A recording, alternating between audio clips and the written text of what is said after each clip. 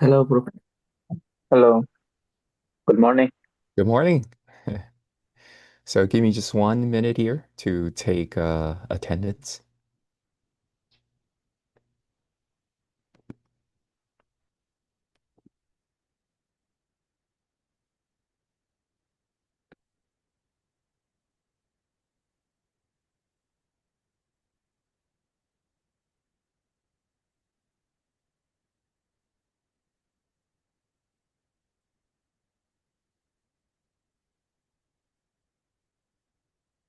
Um, okay.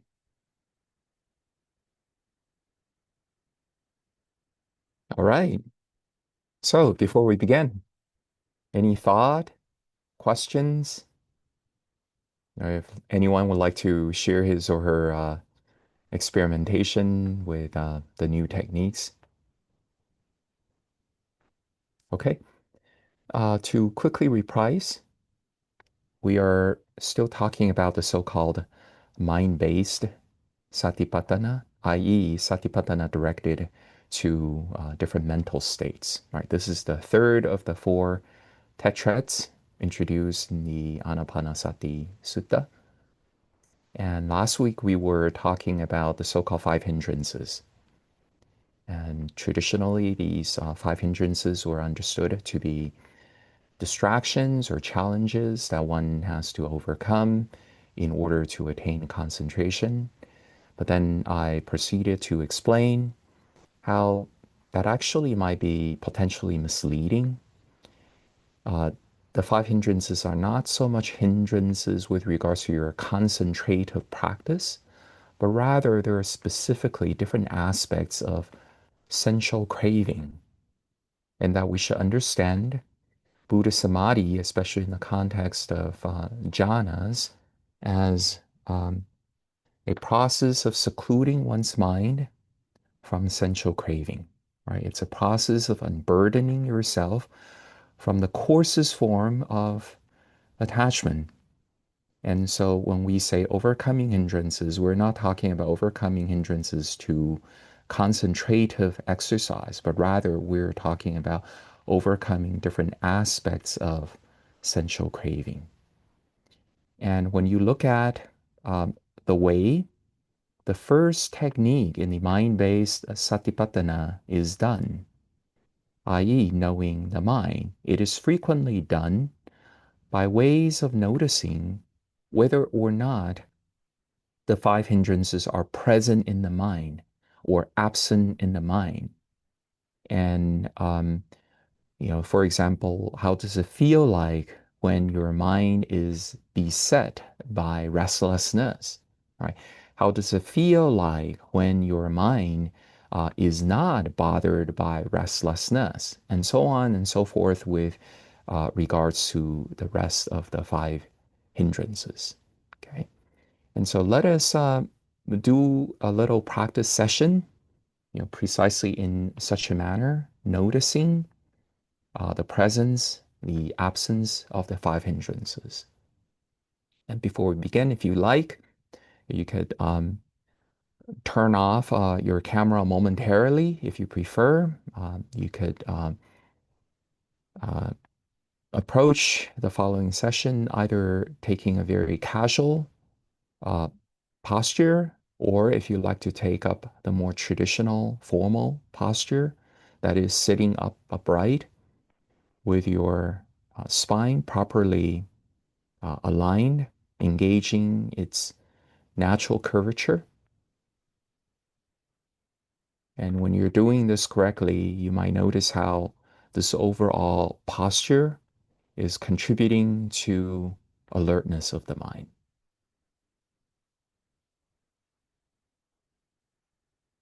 You could take a moment to feel your body, feel the body as it is breathing, feel the body as it is relaxing.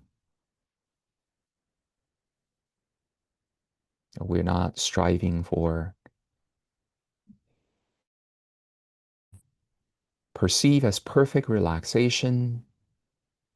We're just feeling the process of the body relaxing.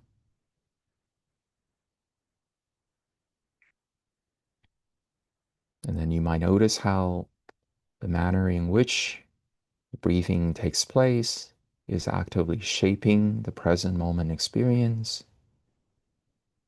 So, in many ways, the breaths are like massaging motions performed on your person, on your nervous system, on your internal organs, and this gentle inflation of the body, contraction of the body are producing waves of soothing sensations or energizing sensations.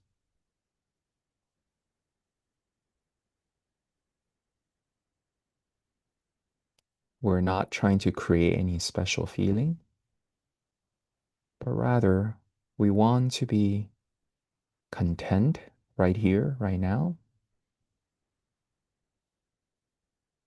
and so that we are in a good position to work with the mind. When you are present, it means that at this moment you're not overwhelmed by blind reactions. You're not hijacked by strong habitual tendencies.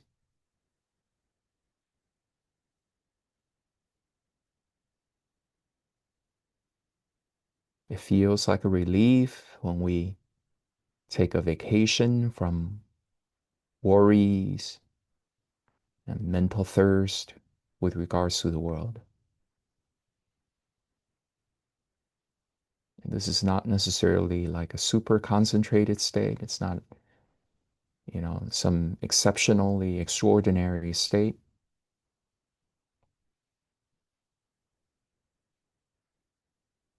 But you could see that there's clarity, there's relaxation.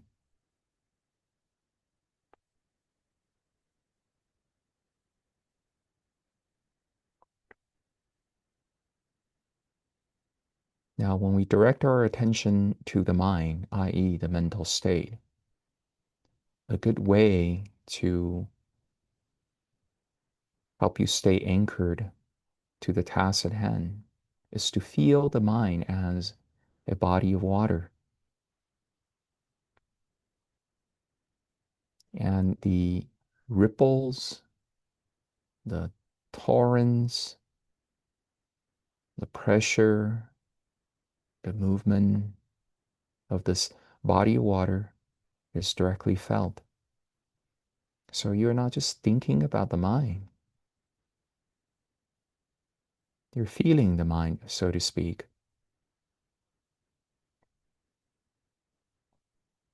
You know how when you were worried, you feel like the mind is weighty, for example, it's heavy. Right? When you suffer heartache, you feel like the mind is wrenching. So in other words, we're sometimes bothered by these mental states because these mental states register as palpable sensations, as palpable experiences.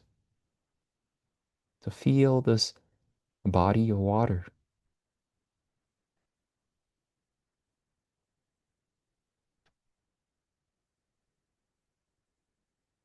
A keen meditator might even be intrigued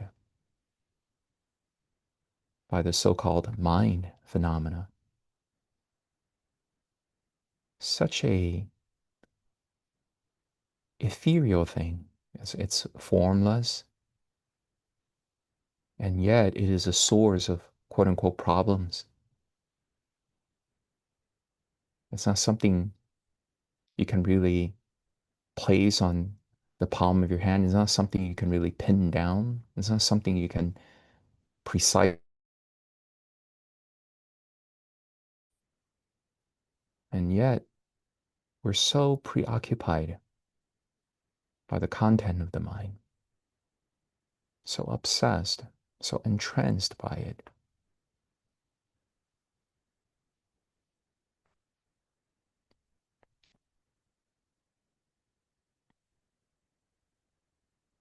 And the first hindrance we're going to try to detect is called sensual craving. In short, sensual craving is the mind's looking for, or yearning for, longing for, pining for some sensual scenario, some kind of excitation, some alluring experiences.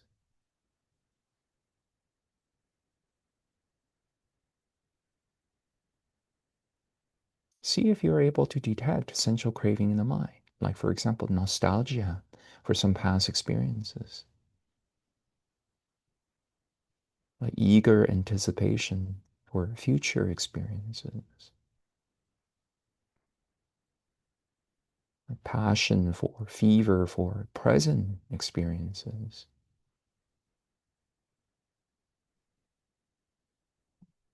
And if you do detect sensual craving, and they may arise in fleeting instances, notice it. And if it helps, you could go, ah, there is sensual craving.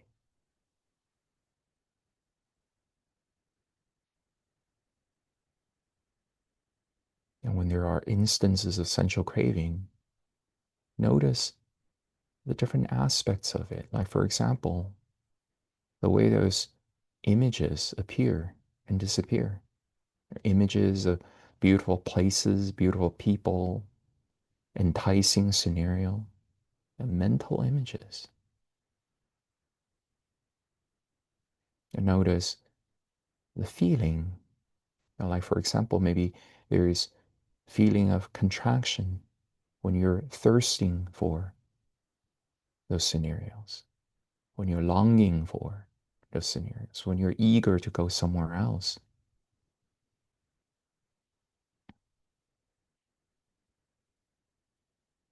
Now, on the other hand, in the present, you might not notice any sensual craving. The mind is not longing for the future, it's not nostalgic for the past, it's not clinging to the present in any feverish way, in any passionate way. Then notice this too.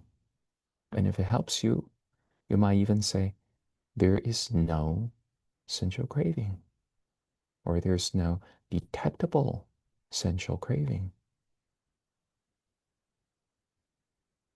And when there's no detectable sensual craving, see how the mind at this moment is not assaulted by sensual images, by sensual mental impressions, meaning you're not experiencing images about some enticing scenarios that you're thirsty for, that you're eager to enter into, that you feel missing out from. Notice how the mind is at least clear in this way.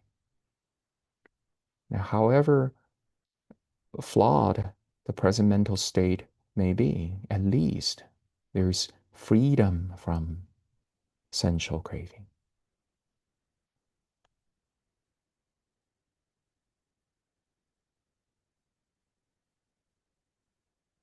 And when there's freedom from sensual craving, see what it feels like.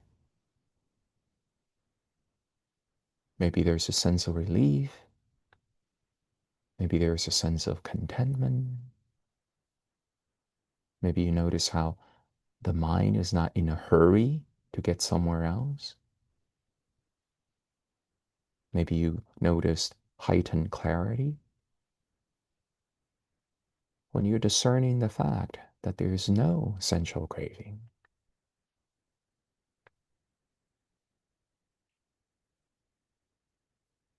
Now, let us direct our attention to the second of the hindrances.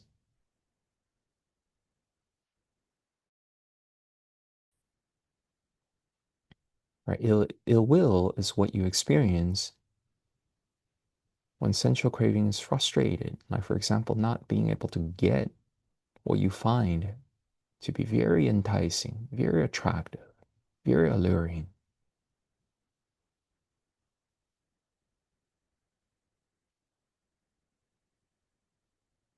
Jealousy, competitiveness, these are all examples of ill will. And when you feel like, your personal beauty, for example, your personal wealth, status, and so forth, are outcompeted by other people, are threatened by other people, are threatened by situations. And you feel competitive, you feel jealous, you feel insecure, you feel angry at others. Now, do you detect ill will in the mind at the moment?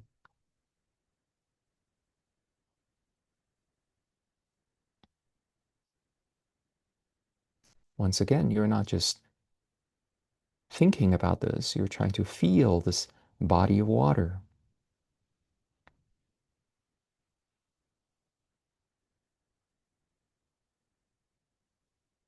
And if you do detect these fleeting instances of ill will, what is that like? If it helps, you can even say this in your mind. There is ill will present.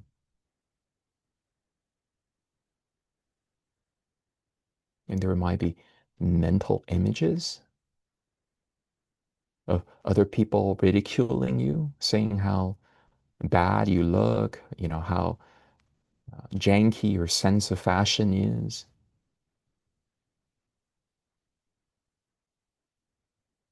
showing disrespect towards you, belittling you, and so forth.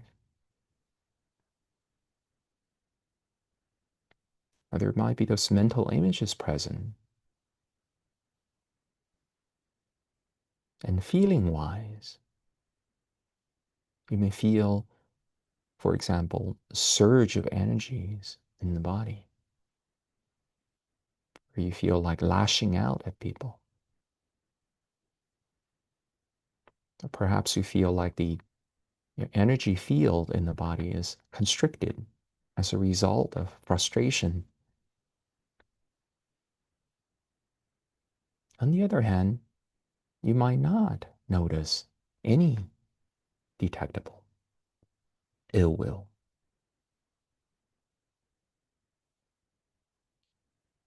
If it helps you, you may even say in your mind, there is no detectable ill will. And what does that feel like? When the mind is free from ill will, at least for this moment. The mind is not assaulted by mental images associated with ill will. The body is not riled up by energies associated with ill will.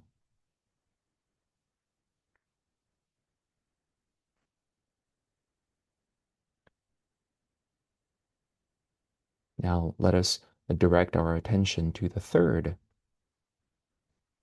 of the hindrances, which is restlessness.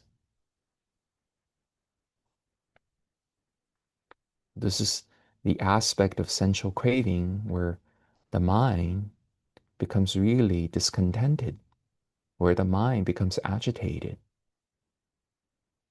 where the body feels almost as if it's burned by feverish fire.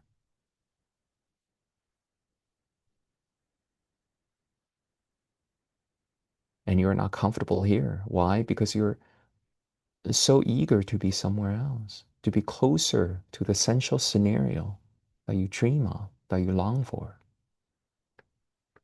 That you want to be spending your time working towards that instead of being contented in the present. That's called restlessness. By the way, restlessness is not it does not equal to thinking. You may be thinking thoughts, but then not experiencing restlessness. Conversely, you may have no thought, but be restlessness. And so when I talk about restlessness, I'm not talking about whether or not you're thinking. I'm talking about whether or not you're agitated, or you're discontented, that you're uncomfortable in the present, that you're eager to run away, that you're not happy to settle down right here, right now. That's called restlessness. Now, is there restlessness in the mind? Feel this body of water, its motion, the ripple, the pressure, the weight, the palpable sense of the so-called mind. And if you do detect perhaps traces or fleeting instances of restlessness, not to mention, like a heavy bout of restlessness, right? Know that for a fact. If it helps, you may even make a passing remark. There is restlessness. And what does that feel like when you're in a hurry, when you're impatient, when you're agitated, when your mind eagerly flies somewhere else, trying very hard to fight the present, to move away from the present? What does that feel like? Know this. And most people, when they experience these hindrances, they're just completely swept away. And here you are, even if you're experiencing hindrances, you're aware.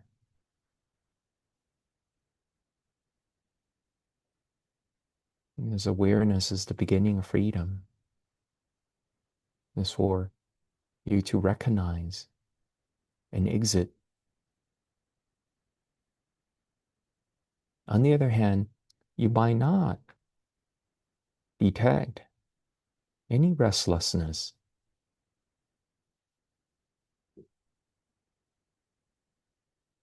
Know that there is no restlessness. If it helps, you may even make a passing remark. There is no restlessness. What does it feel like when the mind is freed from restlessness, at least in the moment?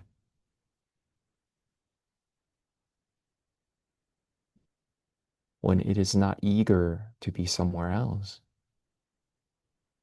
when it is not impatient or discontent, when it is not in a hurry to get away from here, to be somewhere else. What does it feel like? What does the mind feel like in such a state?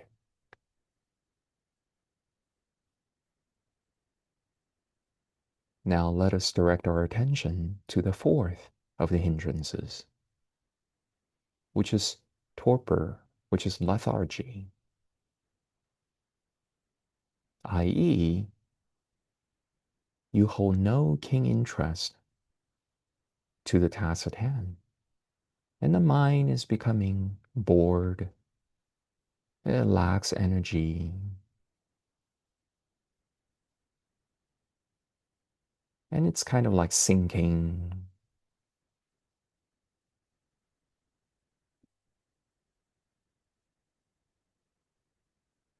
Now, if you do notice torpor, right, i.e., when there is not stimulating enough of sensual pleasure in the present, and your mind becomes unmotivated in the present, it becomes sluggish in the present. Notice it. What does it feel like when the mind is weighed down by sluggishness, by lethargy, by torpor, by boredom, by lack of keen interest in the task at hand?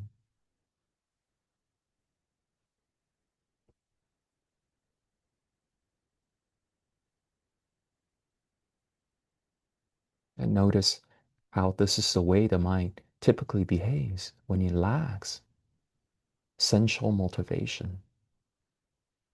Or the mind is addicted to, is highly reliant upon a sensual craving.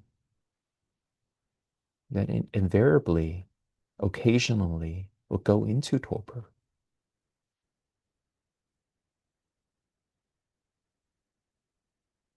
Now, on the other hand, you may not detect any torpor in the mind.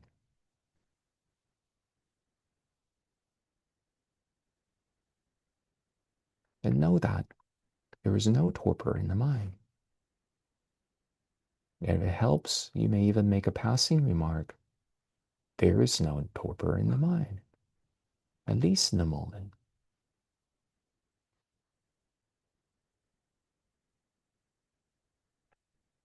And what does that feel like?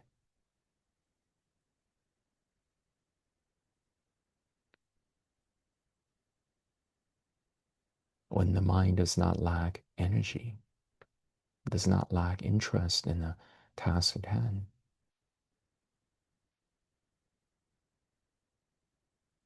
When it finds sufficient energy, even in this contented state.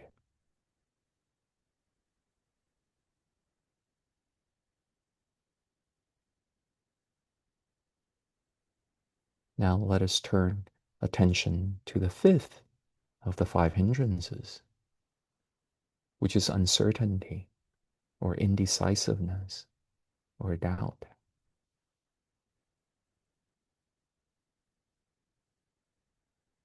It basically means that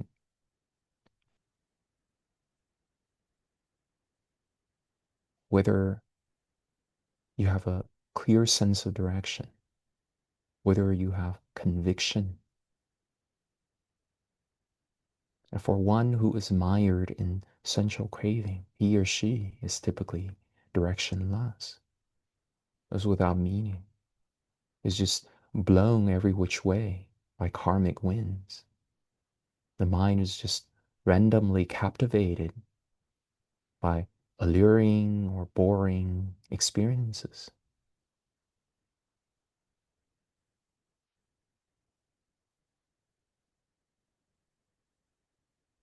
And try to detect if there is indecisiveness or uncertainty or doubt in the mind right now. And not knowing what to do, you're just kind of blindly going with essential habits, or you're clear about the way of being in the present, being contented, being secluded from sensual craving.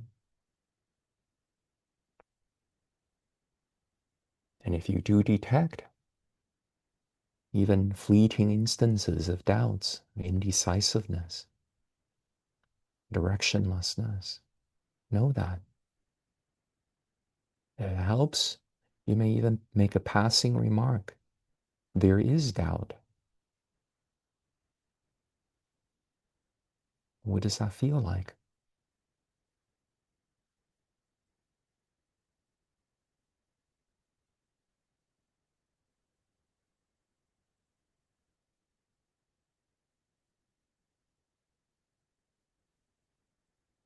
On the other hand, you may not be detecting any doubt in the present moment, or that you may be experiencing the clearing away of doubt. There's this clear sense of direction and purpose. You know what you are doing.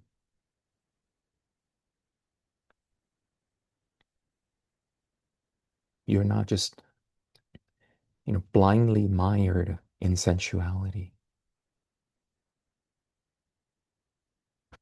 In such a case, know that for a fact. If it helps, you may even make a passing remark. There is no doubt, at least not in the moment.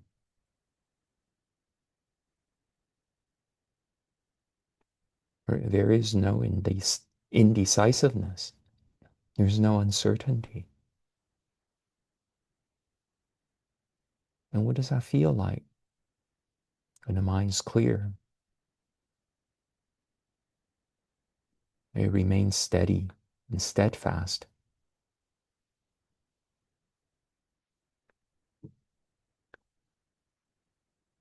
That it is not blown by a random winds, whimsical winds of uncertainty. What does it feel like?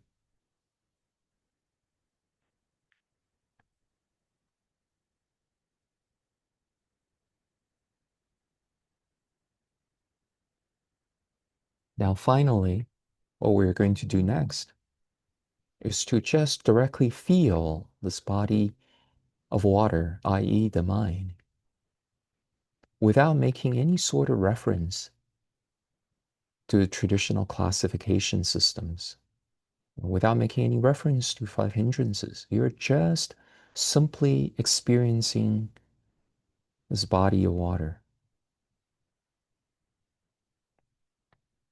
Now, it may be that you feel it's very, very hard to feel the mind, right? And you're feeling a little frustrated. And you can ask yourself this.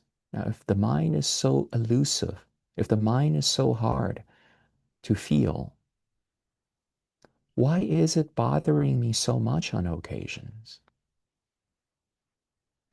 And when worries happen, when depression happen, when fear happen, insecurity happen, when hopefulness happen, so forth, why is it that you're so tormented? If indeed the mind is so elusive, it's so hard to feel.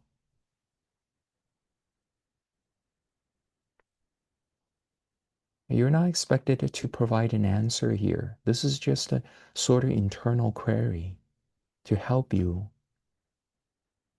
get a better sense of the mind.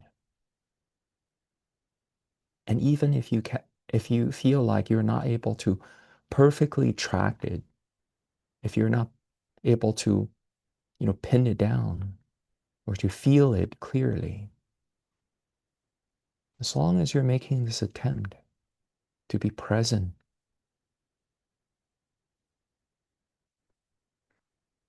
to be close to what is actually felt mentally, it is helpful.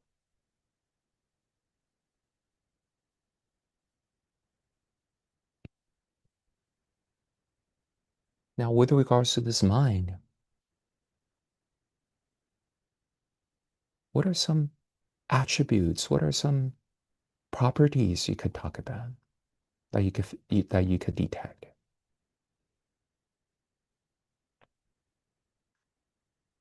Maybe you are able to detect the torrents, the currents, the ripples, the waves, the movement, the pressure, the weight, the momentum. And throughout this process, if you notice how you are unwittingly cocking your eyes and staring really hard, relax. Remind yourself that you don't have to sport a huge frown. Remind yourself that you're not staring at any one object specifically. That you're able to perform this task even with an open frame, with an open type of awareness. So it's not that the mind is really located somewhere specifically or in a spatial location that you need to fix your attention thereupon. That's not the case. You're able to experience the mind without any sort of fixed location.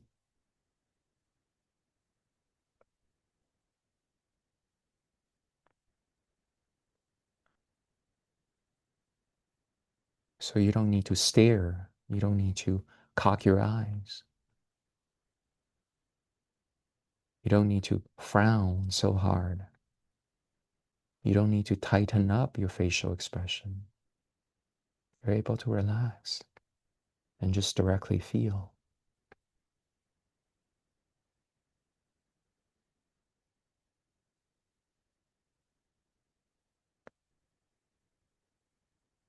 So this is the source of the trouble, huh? This is what torments. This is what causes sleepless nights.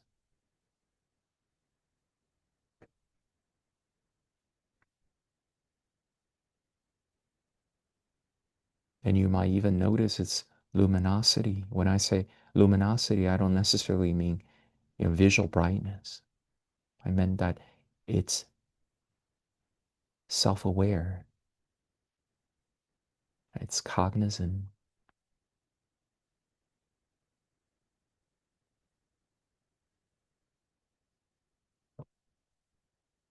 or perhaps the mind feels elusive, very hard to capture like wind. Perhaps the mind feels like phantoms to you, like ghosts.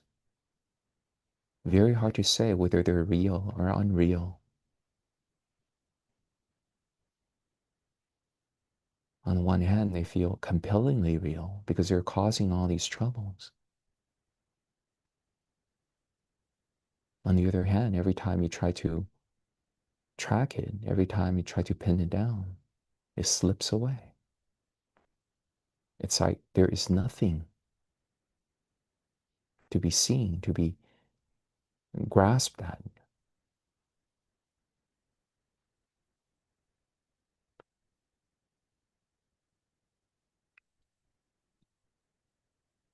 Breathing in, I'm training in knowing the mind.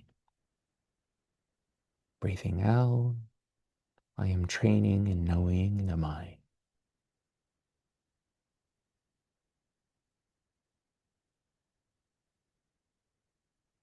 And we are bringing this practice session to an end. Now, please open your eyes if they were formerly closed. And you can turn your camera back on whenever you're ready.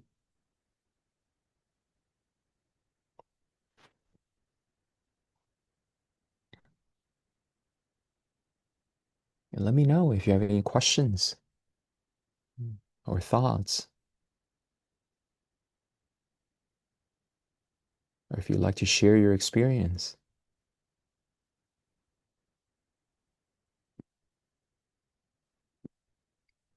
Okay. Alrighty. Um, Yes, please. Professor, Yes. I have one question. While doing the meditation, why the force come to appear in this part become very heavy Okay. Yeah. and Yeah. sometimes Okay. That's a good question. So a lot of the assumptions that we typically hold, they are influencing our experiences. And so one of the assumptions that people typically hold is that this is the location of the mind. Okay.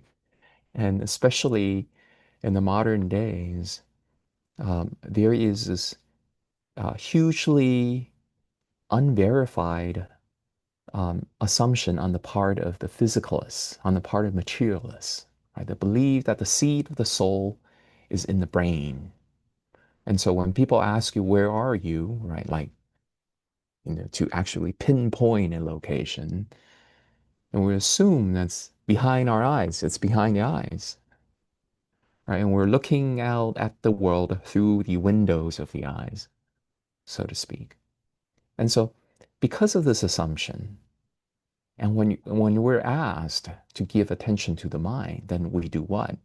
We unwittingly, we reflexively try to focus on this spot, try to focus on this spot, right? And when you do that a lot, and especially if we're still using a lot of forceful concentration as opposed to leaning increasingly towards non-contrived, natural, open awareness, then we're expending a lot of energy. And this kind of forceful concentration will cause quote unquote energy or blood circulation to congregate at a certain area. Yeah. So how do we deal with this potential problem? And by the way, this is not uncommon at all, right? In fact, a lot of people, when they're asked to meditate, this happens to them, right? So one is to actively do away with, to disabuse ourselves, the assumption that you can experience the mind only here. Okay? Think of the mind as a non-localized phenomena. Okay, and wherever your attention is at, you are able to experience the mind. And in fact, even if you don't actively direct your attention to any particular area, all that you do is just lie into, relax into, settle into a non-localized awareness. You are still able to do all of the techniques in the Anapanasati. This is something that I would encourage people actually, is to develop um, a sort of attention where the attention itself is gradually getting dissolved, where you're not doing this like holding a laser gun at some intended target, but instead you are lying back and be the natural mirror that you are and allow whatever images to arise and pass away. So in the suttas, the Buddha frequently talked about how different perceptions may influence our level of equanimity and may shape our different experiences. And by perception, he really meant the sort of interpretation, the sort of assumption, the sort of mental pictures that we hold in the present moment. Yeah. So notice this perception, notice this sanya that we have right now as we're meditating. We're meditating, if maybe internally you have this picture of yourself sitting here. This is where the mind is. You're trying to fix your attention here. If this is a sort of perception that you hold, then it shapes your experience in a certain way. And we could actively either drop this perception or we could replace it with something else. You have a choice. Right? In the end, holding any perception is tiresome, but sometimes we don't have a better option than to simply replace a less skillful perception, a more burdensome perception, with a more skillful perception, with a less cumbersome perception. Does that make sense? Hmm. Let me give you more examples. There are people, when they experience a similar issue as you just shared, they'll go, okay, so I'm going to try to shift the center of my attention from here to the overall sense of the body. I'm going to feel this energy field, which is the body, right? And try to experience the mind here. Not here, but right here at the energy field. This is using one perception to replace another perception, right? Another option we have is to not do this. Just simply every time you detect you're doing this, right? You drop it. You, I'm going to dissolve the attention. Now, when we dissolve our attention, it doesn't mean that we slip into torpor. It doesn't mean that we slip into sleepiness. You are actually able to remain widely awake, very alert, without you're having to wield your attention in any specific way. Your attention can dissolve, can revert back to the mirror, but yet the mirror itself is still clear, it's still luminous. Does that make sense? Right. Any other thought, Thank you, question? Professor. Yes, please. Hmm.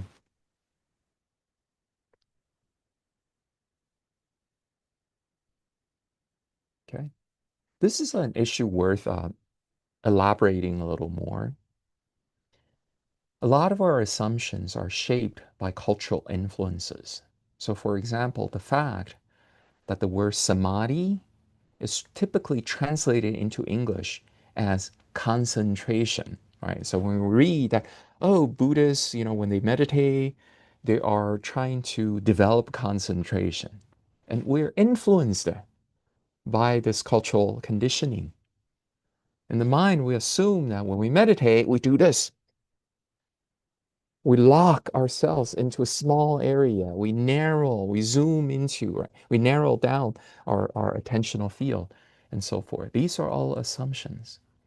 And yet in the suttas, we never see the Buddha giving that kind of instruction, right? The Buddha never teaches that, oh, when you're doing anapanasati, first fix your attention right here at the nose tip. The Buddha never said that, right? The notion of parimukha, for example, it really means turning your attention to the task at hand, turning your attention to what you're doing presently. It doesn't mean, turning your attention to some specific area in the body. Now, if we meditate for a long time and we stay affixed to a particular area in the body, it is going to influence, say, our blood pressure. It is going to influence, where the blood tend to congregate at, and so forth. Yeah. So do away with the idea that meditation is about concentration, or at least Buddhist meditation or early Buddhist meditation is about concentration. Rather, it is about satipatthana. Okay. And what is satipatthana, you might ask? It is about establishing mindfulness in experience in general. And this experience is felt everywhere. You could lie down, you could stand up, you could sit up, you could walk around, and this experience is right here. You can't even say where it is at geographically. Yeah. Other thoughts? Other questions? No? Alrighty. Professor? Yes, please. Yeah, I have a question. I noticed that sometimes the suffering is because of that I have a particular kind of feeling that might belong to the second part we have learned. Can you hear me? I can hear you. Yeah. Ah, okay. And uh, I also noticed that some of my suffering is because of that I have some mind, some thoughts, some kind of thoughts. I think that may be because of I think this part maybe what we are discussing or dealing with Yeah. right now. Yeah. I can give you an example. I realized that I have a disease recently, and it is itchy, very itchy in the body, itchy. And others would, when talk with other people, they might say, "Oh, it is very hard to endure this itchy." Some people will get very, very crazy and very upset about this part. But to me, I think that this part is okay. I can deal with the injury parts. I think it is not a very big problem. But this disease is some kind of contagious, and I'm very worried about that. I might cause other people to get infected. And this thought, I think, is too strong. Maybe exceed the the facts that I need to worry, but it is really so strong. This thought makes me suffer too much, I feel. And I sometimes I just can't help about this, and I may take some actions that others might say that is reacted or things like that. And yeah, I want to ask about what can I do Okay. to deal with this kind of thought of So mine. with regards to what you're personally going through, the detail which we could talk about during office hours Ah, when yes, I am yes. able to accord you greater privacy, right? But let me just make some general remarks. Okay. Number one, most so-called contagious problems, they could be managed. Okay, maybe there'll be, like some changes in one's routine and so forth, but um, you don't want to buy into all the hyped up rhetoric about how scary, these issues are. Somehow you will be permanently and categorically isolated from the other people. That's not going to happen. Okay. And then um,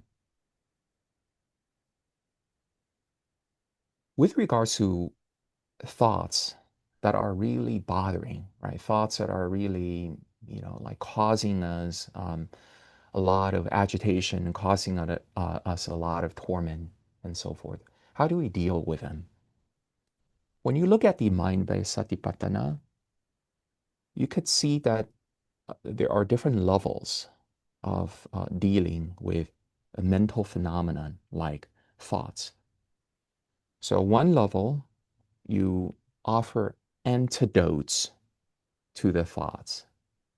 Okay, these are uh, coarser way of approaching them, more temporary ways of dealing with them.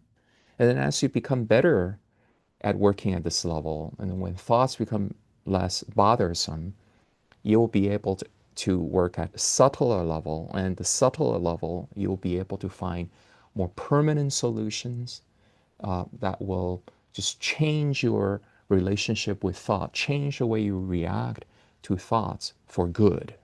Okay, so let me be a little more specific.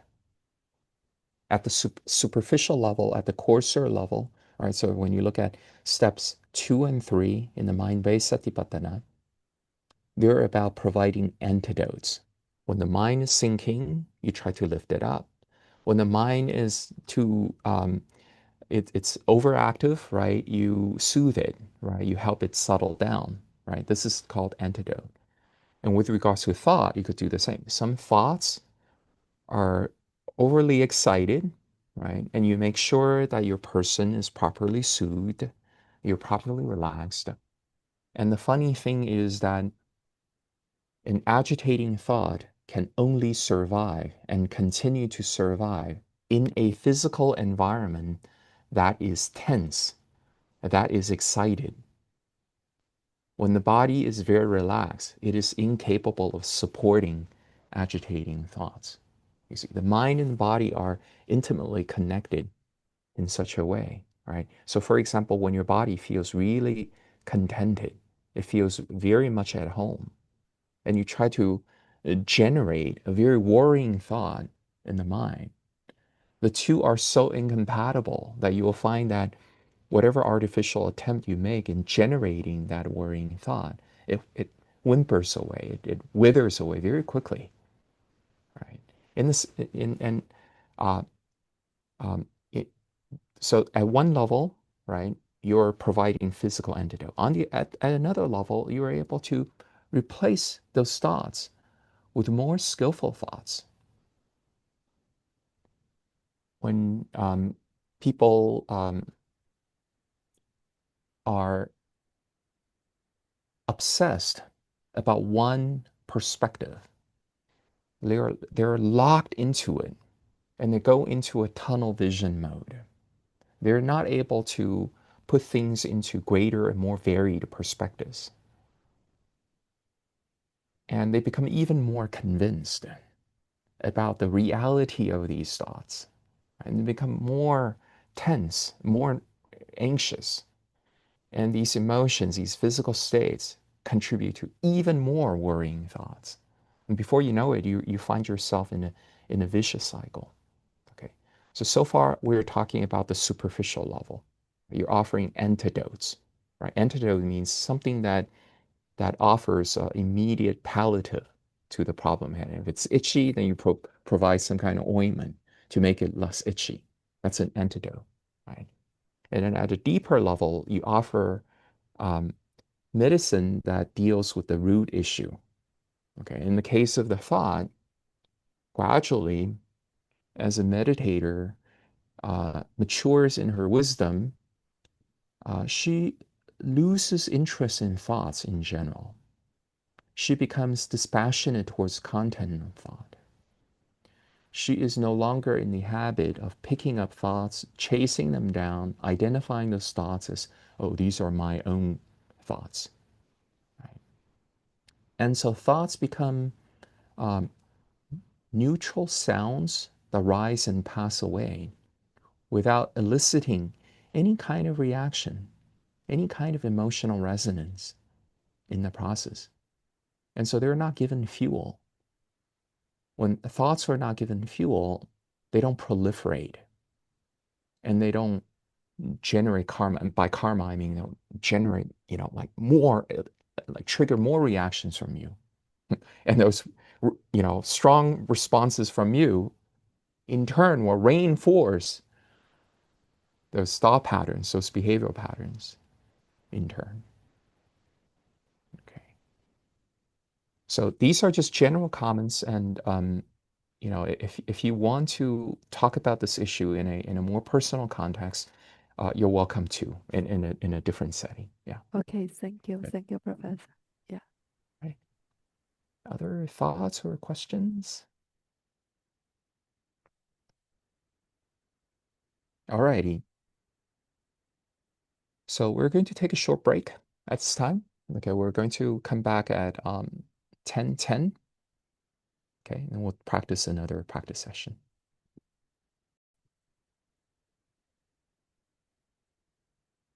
Okay, welcome back. So let us do another short exercise on step 9 or step 1 in the mind-based satipatthana. Okay. Once again, feel free to adopt your preferred posture for this practice session.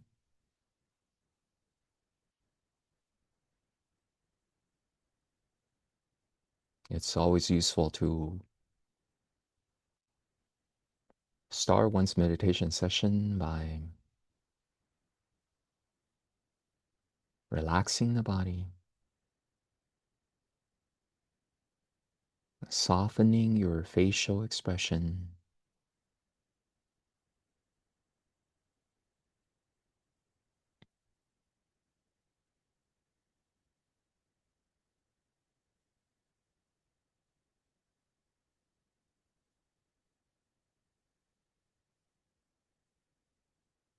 now, when I say be aware of the mind,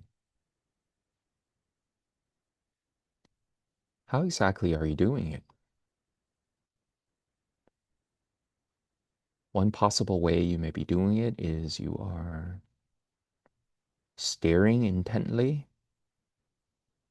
into the area where your brain is supposed to be at.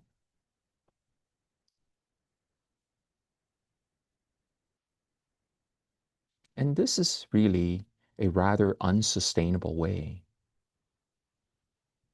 to be giving attention to the mind. There's a lot of staring, there's a lot of forceful attention.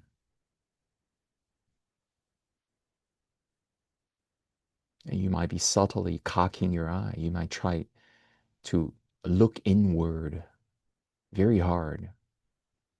All of these efforts are tiring, actually, and they're likely to cause uncomfortable sensations.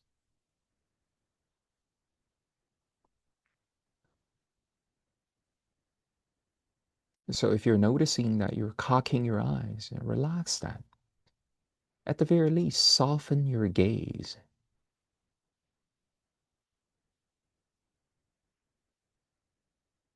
And at least for the moment, entertain the idea that the so-called mind is not a localized phenomenon. Your mind is really just your experience. And this experience is not situated anywhere. It's not situated in some specific space, in some specific place.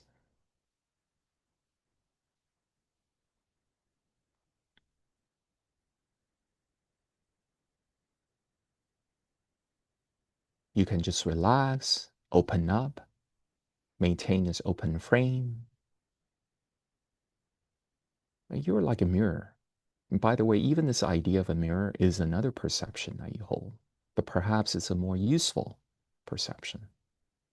It's a less stressful perception. You're like a mirror.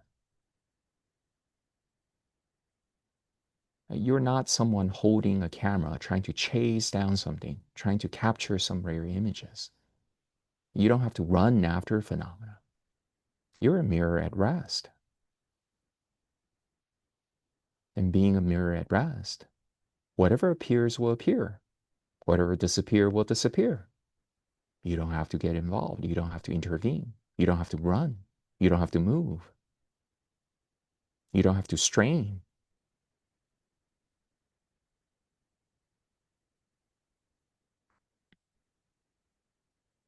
And from this perspective, feel the mind.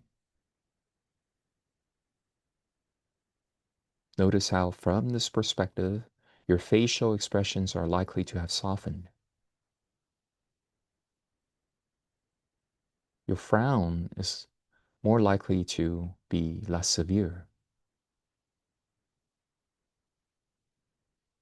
And either you have a gentler gaze or you've dissolved the gaze. You just settle into or lay yourself into the awareness.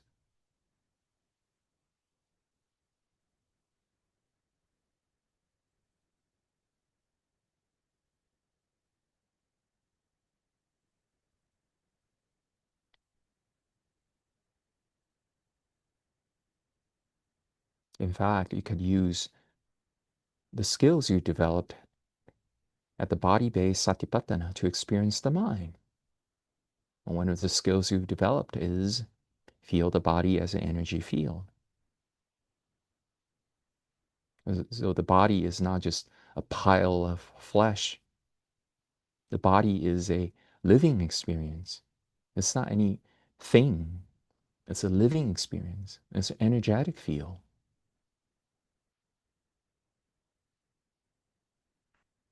It's a bundle of impulses. When you're relaxed and you don't buy into the idea that, oh, the body is just a pile of flesh. And what do you actually experience with regards to the body? It feels more like an electric field. There are currents, there are ripples, there are these dynamic energies.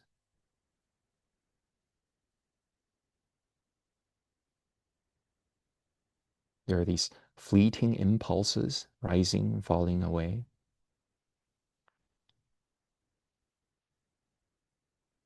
And from here, we experience the mind.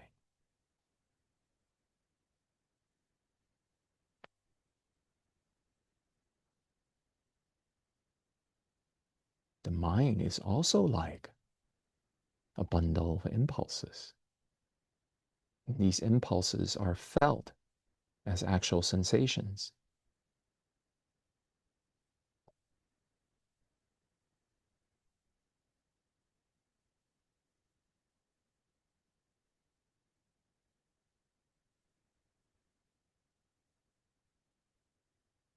Perhaps you're able to notice how, from this perspective, there's less fabrication, meaning that you don't have to stare so hard. You don't have to be spending so much energy in wielding your attention this way, that way, locking it into some place.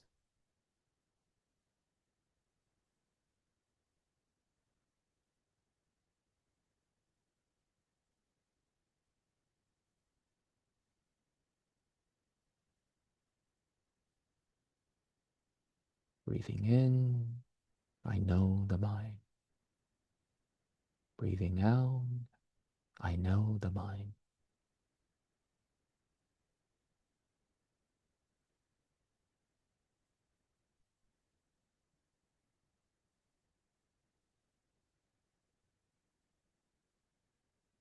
And you might relax even more.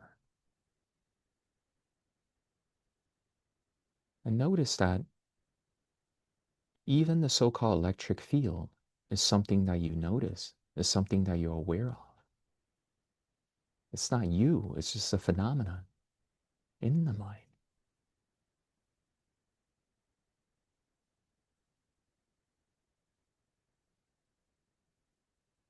You're more like the formless, empty space outside, beyond the electric field, outside, beyond the body of water that you call the mind.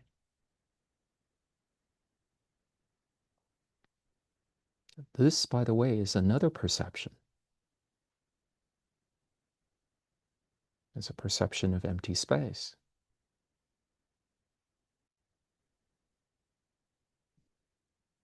From this perspective, you might notice how you're straining even less.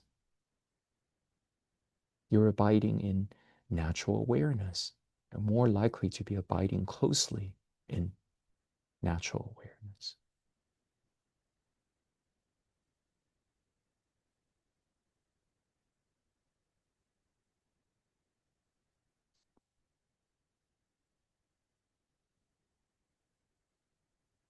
Now I'm going to the steps, and they are about providing antidotes to the hindrances, to the imbalances that you notice in the mind. And so right now, if you feel like the electric field or the body of water is tending towards excitation, meaning that it's too turbulent, it's too restless, it's too agitated, then in such a case, you want to turn your breaths into soothing energy to help calm the mind, to help tranquilize the waves, the turbulence in the electric field, in the body of water.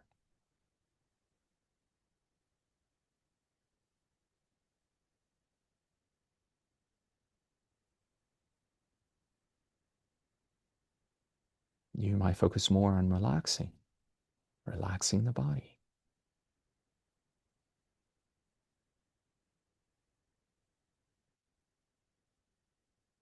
And by relaxing the body, you're depriving the agitated, the restless mental state of a fertile ground on which they may ferment, on which they may proliferate.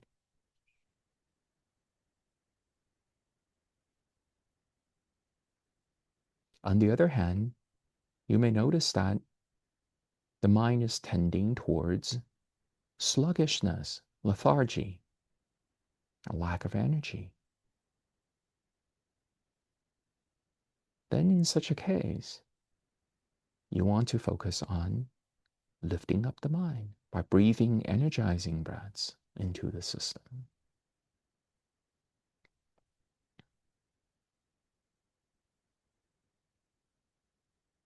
You might want to focus on the alert quality of the mind.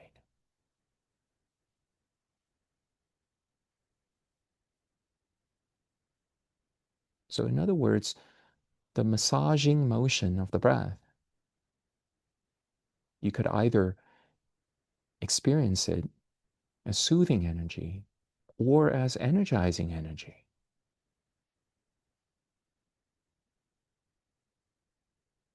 Depending on what kind of antidote is needed at the moment.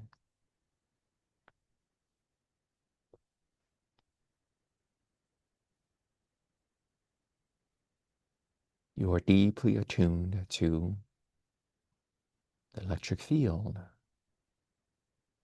the body of water.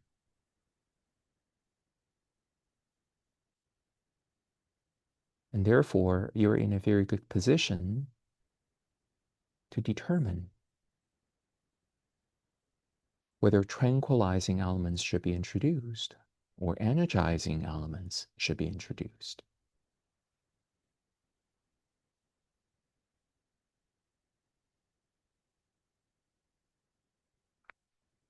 And this way, you will be able to experience equipoise, balance, evenness.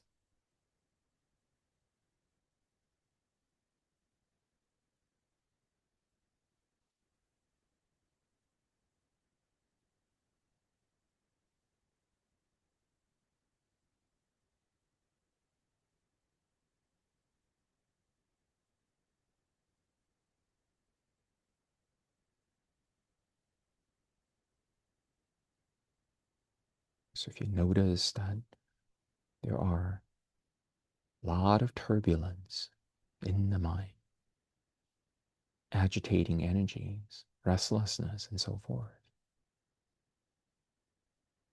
you turn your breaths into soothing energy, calming, tranquilizing the nervous system,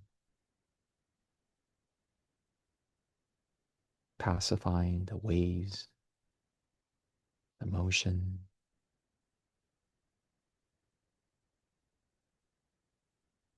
Every breath is a shaping, is a conditioning force, helps to relax the body, helps to relax the mind.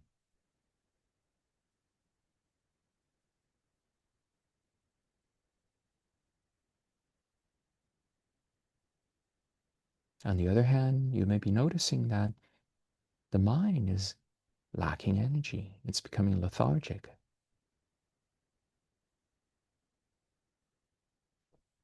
Then in such a case, you want to turn the breaths into energizing elements. The massaging motion is experienced as galvanizing energy, stimulating the nervous system,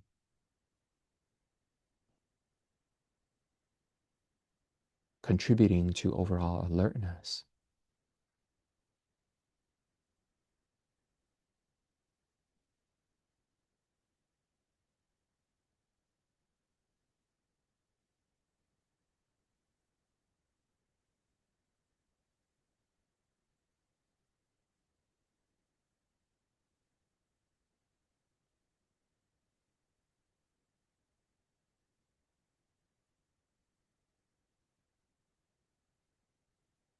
And as the mind becomes more balanced, it's leaning towards neither extreme, it's neither too lax, nor is it too taut. Familiarize yourself with this evenness, with this mental balance. Feel the body of water as it becomes less turbulent. What does the mind feel like when it is less turbulent? Feel what the mind is like when it is not weighed down by lethargy.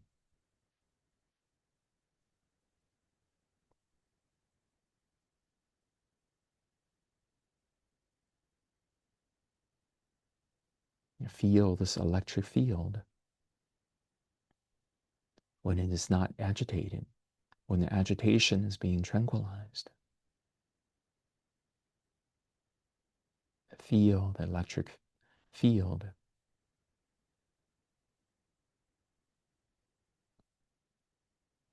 When it is not burdened by weightiness, by sluggishness.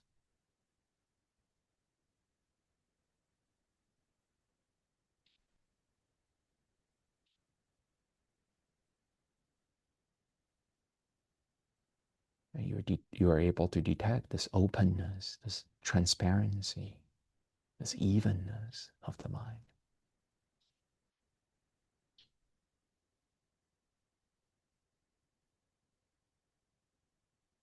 And look at how much effort you need to expend to maintain this. If you find that you're straining yourself, relax that. If you find that you're not putting in enough effort, enough alertness, vigilance to guard it, then introduce greater vigilance,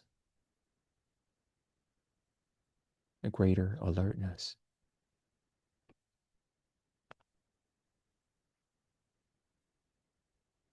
Moderate the effort that you put into maintaining such a frame.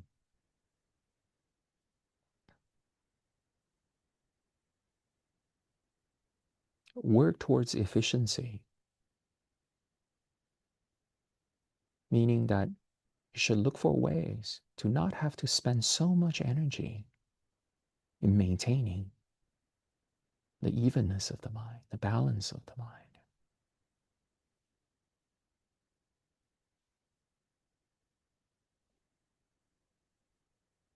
It takes so little to maintain the state where you are simultaneously relaxed and clear.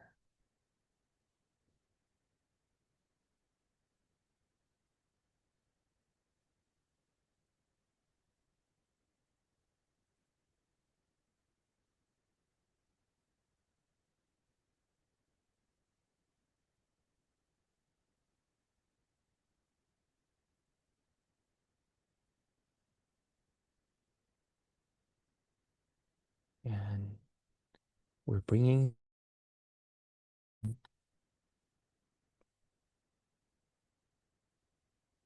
please open your eyes if they're formerly closed. Turn the cameras back on whenever you're ready.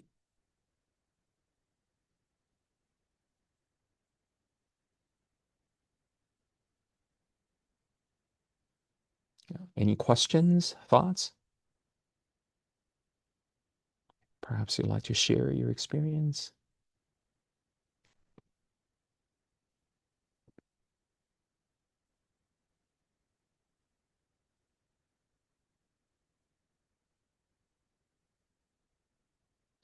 Okay, then we shall move on to the last technique related to the mind-based satipatthana. And you may recall that this technique is about releasing the mind. Okay. So what does it mean by releasing the mind? It means to free the mind from bondage, right? It means that formerly the mind is fused with some phenomena, and now it's become unstuck. It's become unfused, right? And formerly the mind is stuck in some state, and now you are, helping the mind to become unstuck from a state. And this releasing the mind can be worked at in a wide spectrum. So on one extreme of the spectrum, freeing the mind really means freeing the mind from everything. Attaining nibbana, that's the one end of the extreme. At the other end of the extreme, you're freeing the mind from any sort of minor hindrance, any sort of minor defect. This process of unburdening the mind, unstucking the mind, liberating the mind is what the final step is about. And let me give you a concrete example of how this is done. So one of the potential phenomenon that you can free the mind from is thinking. Now, please be clear that it's not the case that in Buddhist meditation, your primary goal is to remove the thought. That's not the case. That's not what I'm talking about, right? Like in the suttas, at least in the context of the first jhana, you could do all the satipatthanas, all the while thinking useful thoughts, all the while using skillful thoughts, all the while using thoughts to guide your practice. And so when you have useful, concerted, right, Dharma-related thinking, the thought can help frame your practice, can help remind you what you ought to be doing in the present moment. A thought does not equal restlessness in Buddhism. Yes, potentially some thoughts are restless, right? Potentially some thoughts can contribute to restlessness, but not all thoughts are created equal like that. Some thoughts are actually helpful in mitigating restlessness. In other words, you could use rational thought, you could use constructive thought, dharmic thought to help you overcome restlessness. That's entirely possible. But however, thoughts are problematic in two ways. Number one, even the useful thoughts, even constructive thoughts, they're costing you energy. They are rendering your practice less efficient. If you could do the same satipatthana practice without the help of thought, your practice would be that much more powerful. Now, some of you might be confused about how is it possible to do satipatthana without thought. Think of it in the following analogy. Let's say that you're a Tai Chi practitioner, right? You're doing this Tai Chi move. And at the beginning, you are a novice. You are not familiar with these movements. And so even as you're moving your body, you are thinking, you are speaking to yourself in your mind, reminding yourself what to do next.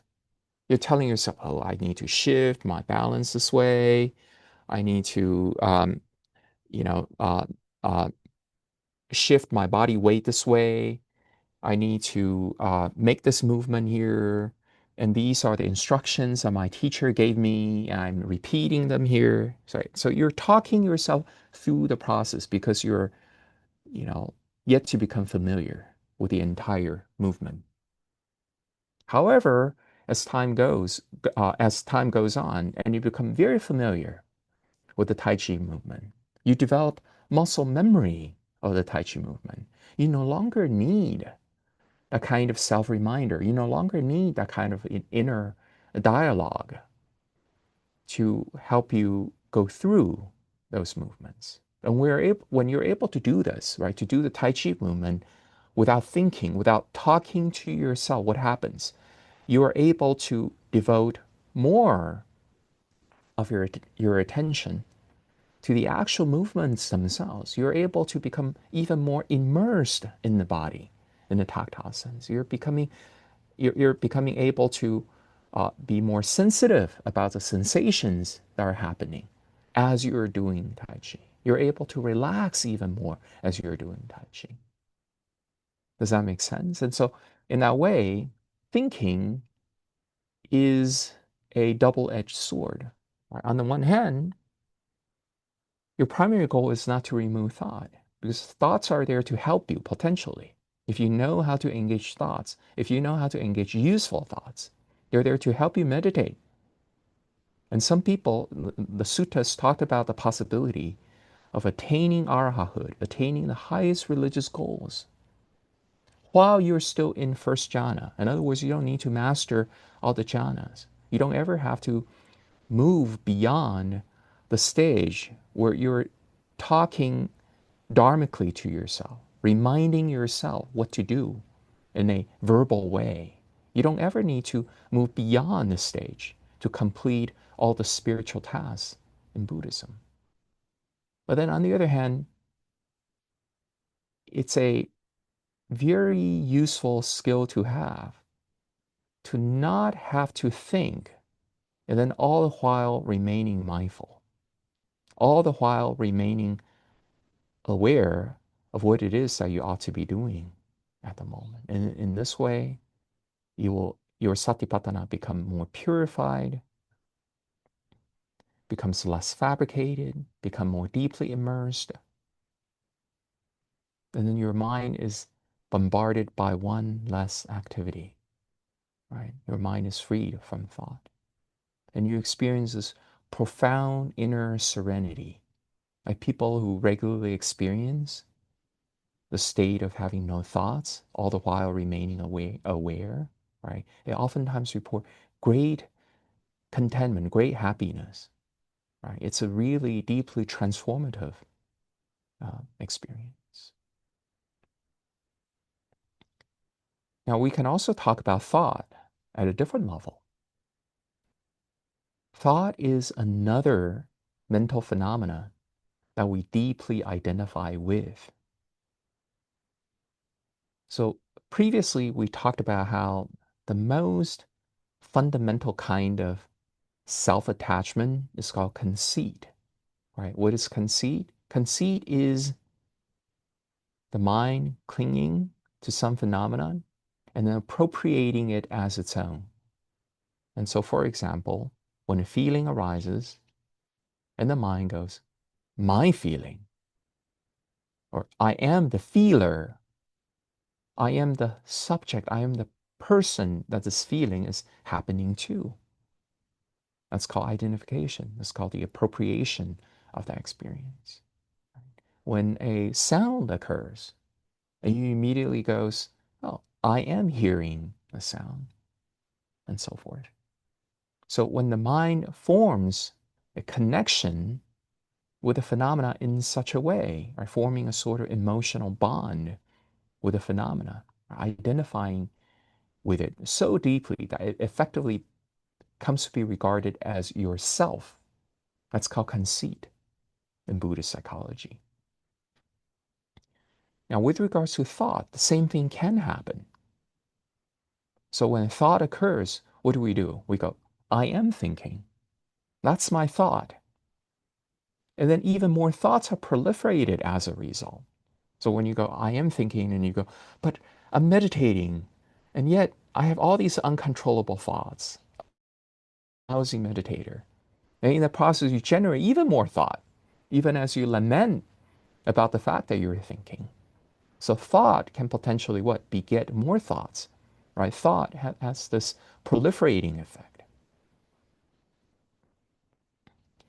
Now, for most people,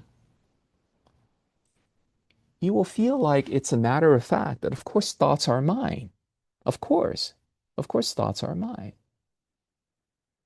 But when you take a closer look at the nature of thoughts, what are they?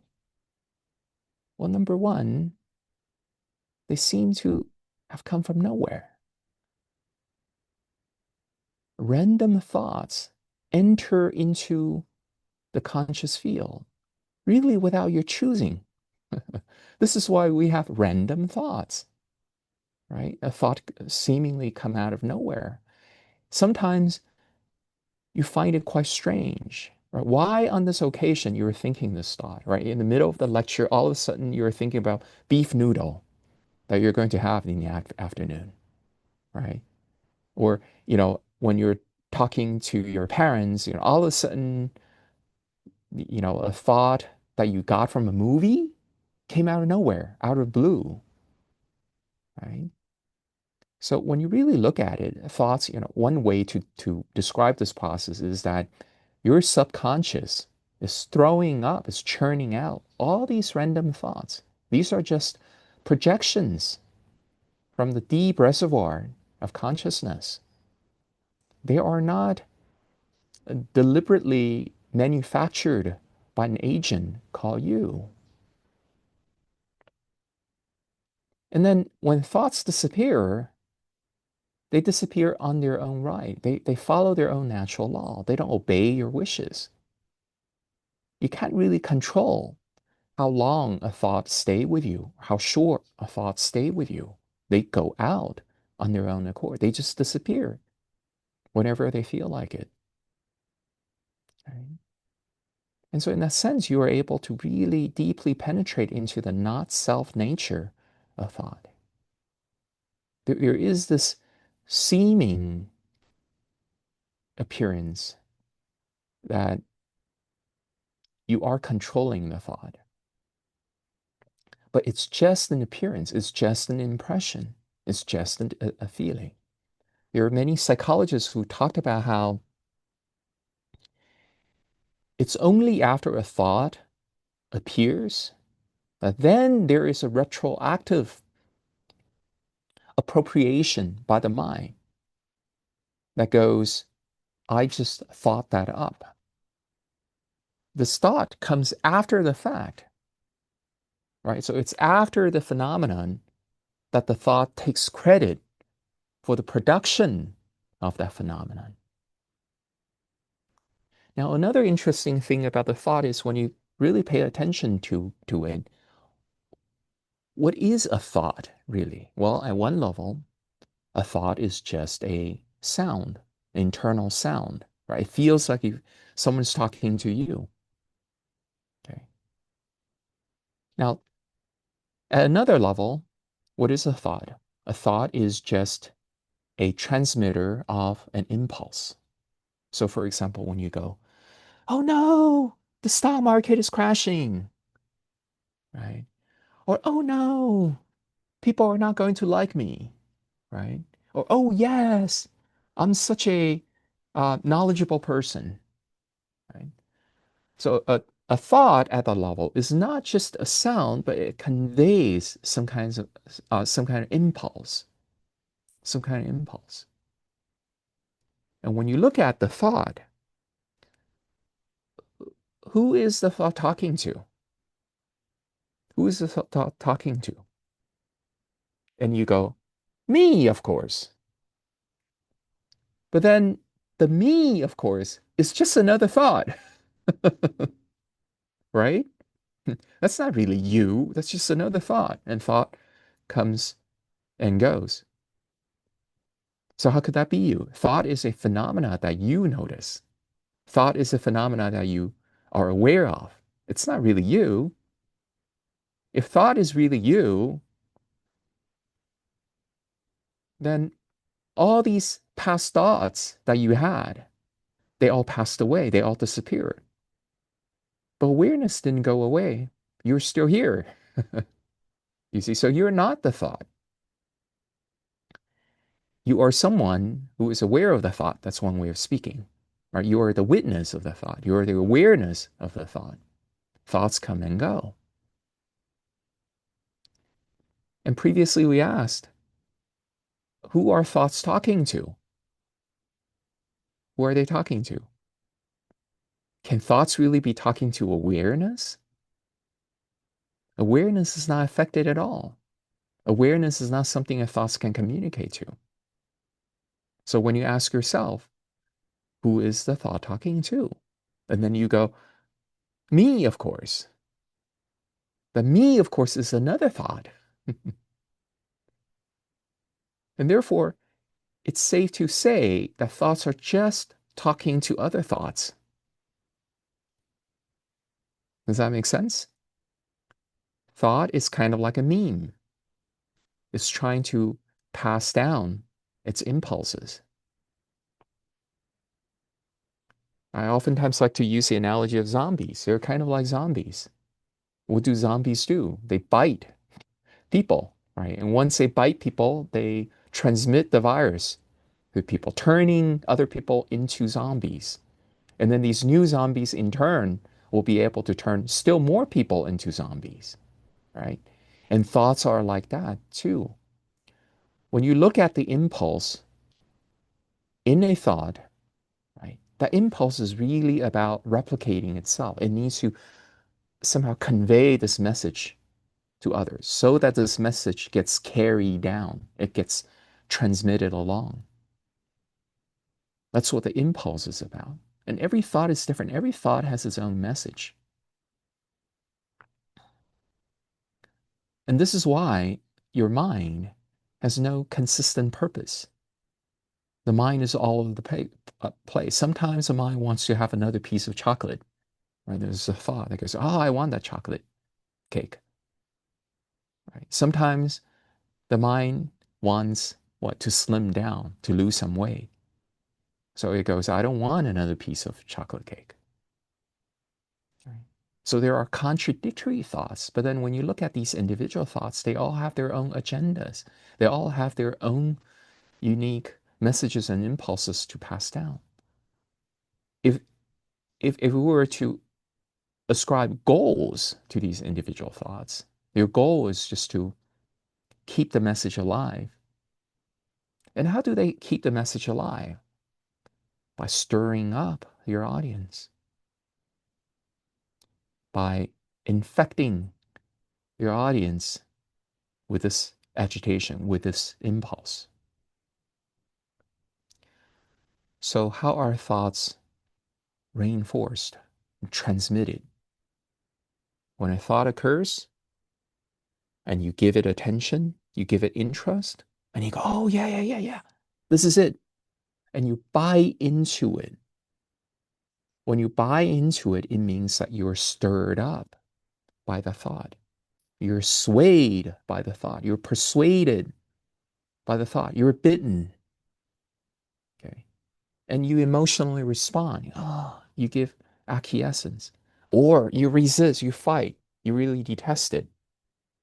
All these reactions are doing what? They're fueling more thoughts. They are cementing your relationship with the thought. It reinforces the likelihood that in the future you will believe in the thoughts. You will be swayed by the thoughts even more. That you will identify with the thoughts even more. On the other hand, if a thought occurs and there's this voice, right, that goes, the world is ending. Okay. And then you're not responding to that. You don't buy into it. You don't react. You don't formulate any kind of emotional bond with a thought. You don't identify with it and go, oh, that's me talking to myself. Then what happens to that thought? It goes out. It leaves very little, if any, imprint. And what are you doing as a result when you train yourself in such a way? You're deconditioning, you're weakening the likelihood that in the future the mind would buy into thoughts, be swayed by them, be stirred up by, identify with them, and so forth. Does that make sense? You could do the same kind of training with regards to any kind of mental phenomena, whether it's a thought, whether it's a memory, whether it's a feeling, right? If you buy into the mental phenomena, if you buy into mind, you're giving it interest. Using Buddhist terminology, you have passion towards it. You're entranced by it. The fact that you're entranced by it means that you are actively, busily reacting to it and thereby cementing the bond with the mental phenomena. And then you become more emotionally entrenched in the mind. You become even more convinced that you are the owner of the mind, that you are the mind, right? You fuel the flame of your passion for the mind, your obsession for the contents that can be churned, that can be produced by the mind. Does that make sense? Or any question about that? Any thoughts?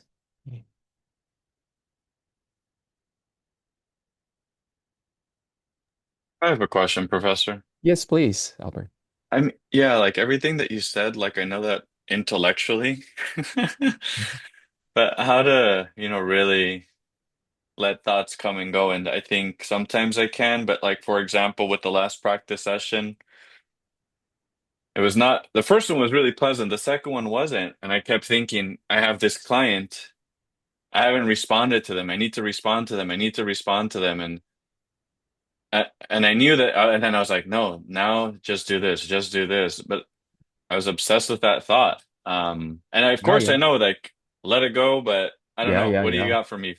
Yeah, yeah, yeah. Great. So for most people, this is a gradual process Yeah. to change our relationship with thoughts. This is a gradual process. Oftentimes, it will entail disparate steps of training. So for example, one of the things we might train ourselves in is to just look at the impermanent nature of thoughts, the impermanent nature, how elusive they are, how fleeting, how effervescent they are, right?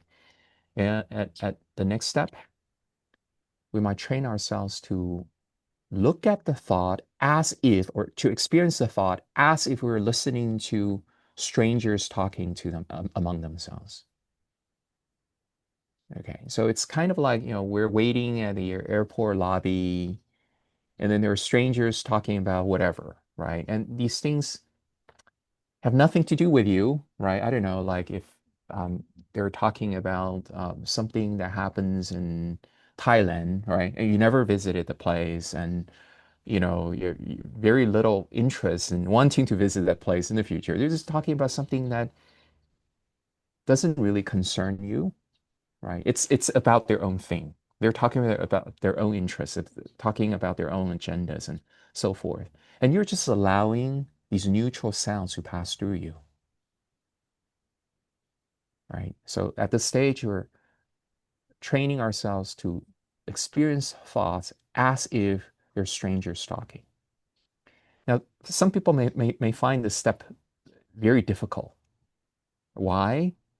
Because we're so used to the sound of these thoughts. They sound so familiar to us, and therefore we almost automatically thought, these are my voices, these are my thoughts, these concern me.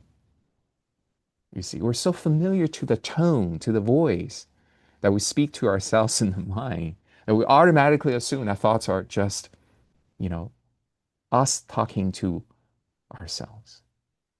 But then increasingly, when you're able to experience a thought from a place of serenity, from a place of peace, from a place of non non-reactivity, right, then you'll be able to more and more objectively see that they're really just sounds. They're really just impulse carrying sounds. And then you can allow them to arise and then allow them to pass away without your going, oh, okay, I believe it. Without your committing yourself, like emotionally to the content. And another um, step, we will be able to see that indeed there is no inherent controller behind thought. There's no inherent owner behind the thought. There is just thought.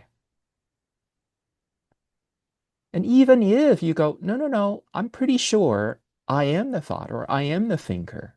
And when you look at that, that's another thought. That's Hmm. another fleeting thought rising and passing away. And with this increased clarity, right, what are you doing? You are deconditioning your habit to identify with thoughts. Yeah. So for most people, this is like a gradual process. Using Buddhist language, you're going through the stages of seclusion, like disenchantment, seclusion, dispassion, right, leading to letting go, right? So seclusion means you're creating some distance so that you're not always just fused with thoughts Hmm. immediately, Hmm. right? You're looking at them from a distance. You're looking at them from a transcendent perspective, if you will, like as if your um, awareness is something beyond thought. Awareness is something behind thought, right? This is called seclusion, right? And disenchantment means, disenchantment is the opposite of enchantment. And what is enchantment? Enchantment means you're mesmerized. You're mesmerized and convinced into believing the content of the thought. When a thought goes, I am the thinker, and you immediately buy into that, you're being enchanted by the content. And training in this enchantment means that you see thoughts for what they are. They're impermanent, they're elusive, they come from nowhere, they follow their own natural laws, right, and so forth. Right? That's called disenchantment. And then you cultivate dispassion. You're losing this blind passion for the content of the mind. You're losing this automatic keen interest in what the mind tells you, what the mind says. And then eventually all these training will lead to what? Letting go. That's typically the process. Yeah. Other thoughts, other questions? All righty. So let's do another practice session, very specifically with regards to thought. And this, of course, in turn pertains to step 4 in the mind-based satipatthana, releasing the mind. Here we're trying to train ourselves to what? Release the mind from overthinking. Release the mind from useless thinking. Okay.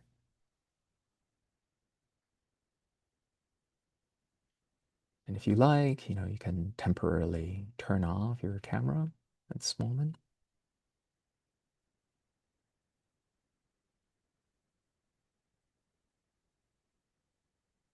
Take a moment to feel the body, to feel the mind. And a very useful way to feel the body and mind is to feel them as an electric field, to feel them as a body of water. This doesn't mean that you have to create these specific mental images in the mind. That's not what I mean. I meant to feel the body, feel the mind in a tactile way. What are the sensations involved? You're not just thinking about body and mind, you're feeling the mind in the present, like a passive mirror. Yes, there may be worries and angering, but the mirror just allow worry and hankering to appear without holding on to them. And so worry and hankering, they naturally fade away. No one is holding on to worry and hankering. No one is wallowing in worry and hankering. No one is perpetuating worry and hankering. No one is giving interest to worry and hankering.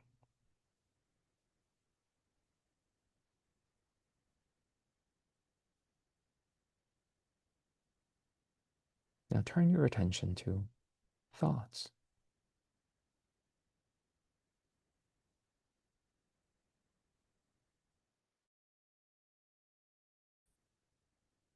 You'll probably notice that most of the thoughts are not very clearly articulated in the mind. They don't necessarily happen as clearly enunciated words in the mind. They're just these fleeting concepts, ideas. And occasionally they're strung into sentences. Notice how effervescent they are, how impermanent they are.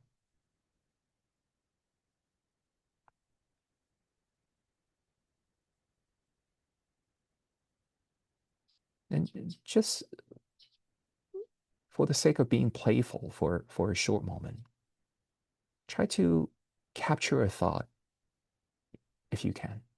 See if you can actually capture, grasp hold of a thought so that you'd be able to see it more clearly. See if you could do that.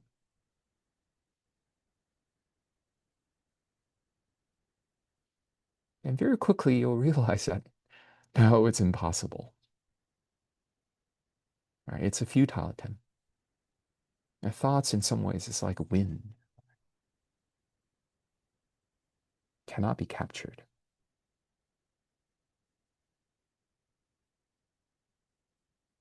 You feel like some thought just happened, but you can't really pin it down in the moment. It's that elusive.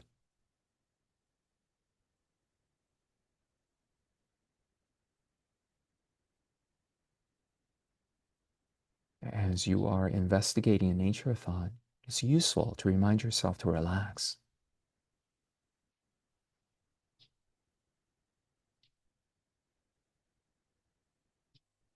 There's no need to cock your eyes and you're investigating in your investigation of thoughts. There's no need to tighten facial expressions. There's no need to stare. So at the very least, you can soften your gaze. In fact, you could even try to dissolve the gaze.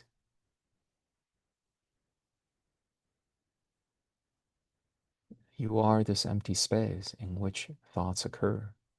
So you don't need to be somewhere specifically. The thoughts occur in you. This is a useful perception.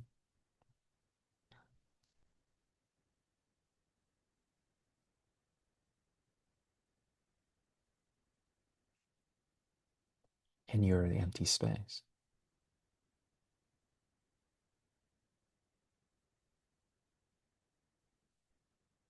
You are the eternal silence, eternal quietude in which thoughts occur, in which these sounds occur.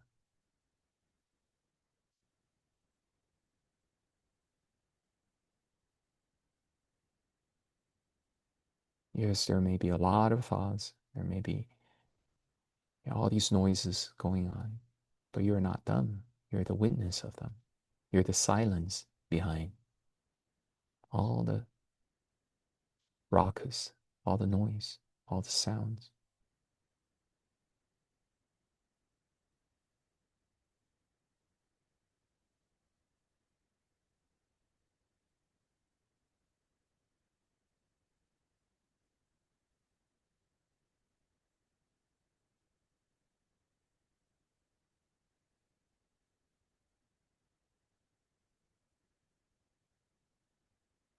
Don't worry about, oh, if there are a lot of thoughts or there are very few thoughts at the moment. The fact that you're trying to be aware of thoughts itself is a very helpful exercise. Even if there are a lot of thoughts, even if there are a lot of restless thoughts, it's okay so long that there is awareness of this fact. It is a helpful exercise in its own right. Stay with it. Be patient. You're not trying to come up with a perfect answer. You're not trying to create some perfect state, to enter into some special samadhi. You're just allowing yourself the opportunity to simply observe, to simply feel.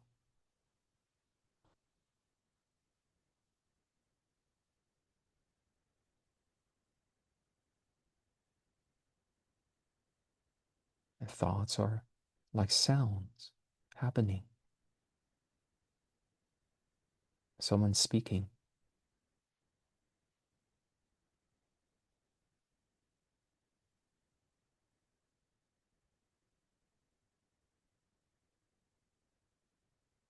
And the words are spoken in a very familiar voice. And so another thought ensues. That's my voice. That's my thought. I am thinking those. Look at this as another thought.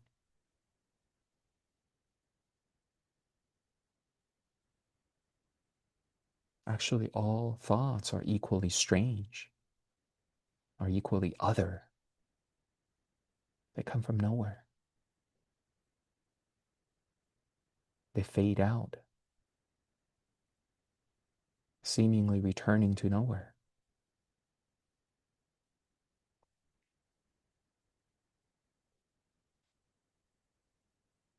Yes, the sound is familiar. Yes, the content is oftentimes very enticing, inviting you to believe in them.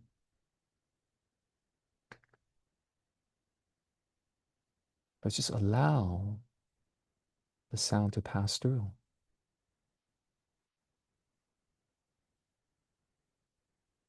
If it's helpful, imagine that you're listening to strangers talking.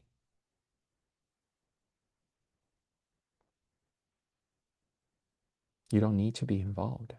You're just aware of the sound. You're just aware of the impulses that are carried, that the thoughts are transmitting.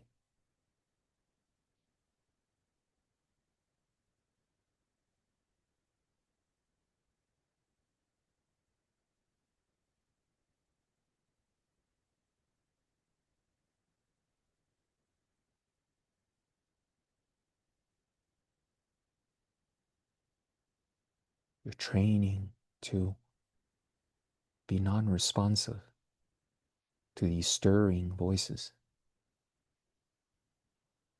Yes, you can hear them, but you don't have to buy into them.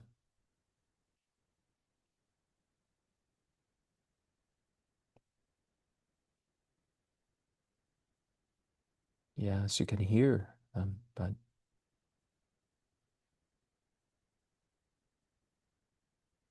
you're losing passion, interest, delight in its content.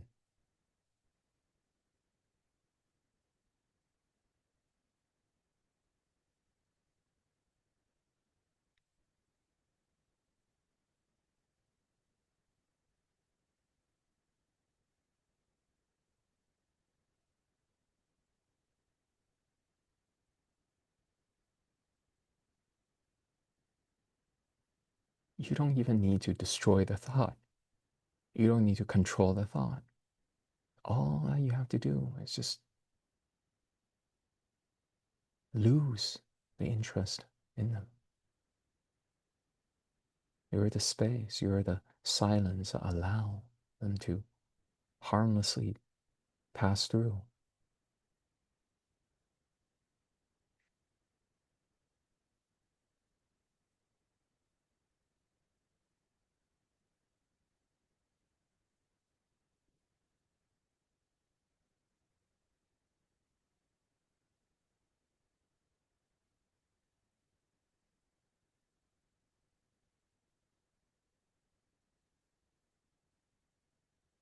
You're not giving interest to the content of thought. And if you find yourself becoming entranced, becoming interested in thought, right, just let that go. Just come back to being the non-responsive, non-reactive silence. Just keep listening, just keep feeling.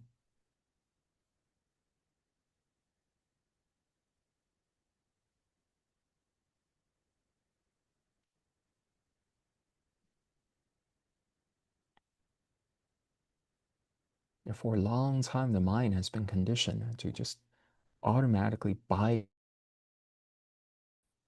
thoughts, to engage in a conversation in a very animated fashion.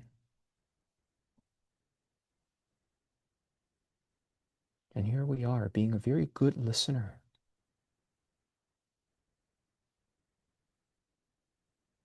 We're just feeling, we're just listening to the sound without resonating.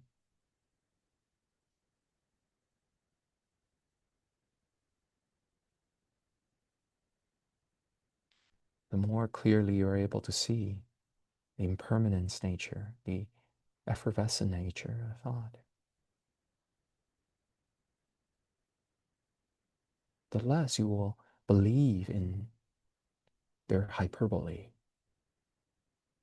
in their exaggeration of things.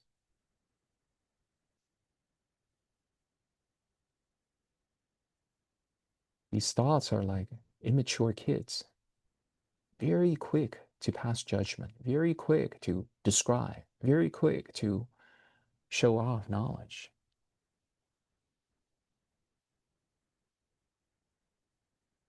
And you know that all phenomena are difficult to describe, difficult to define, difficult to thought of. So thoughts are just conveying your immaturity, your impulsivity, your quickness to judgment, your assumptions, your very crude attempt to subjugate lived experiences in a conceptual way. And you don't have to buy into that.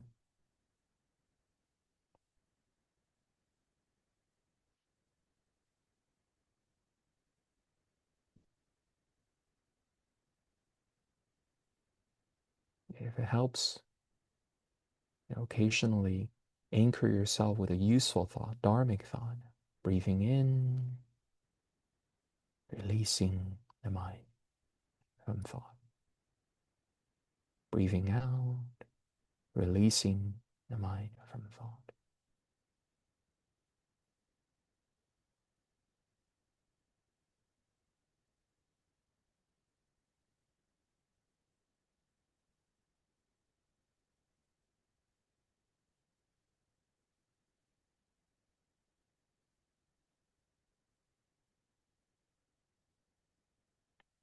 Notice that whatever conviction you may have about thoughts being mine,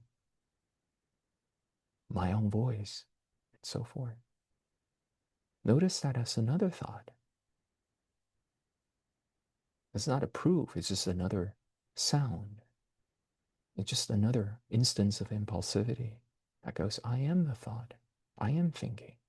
These are mine. These are my voices.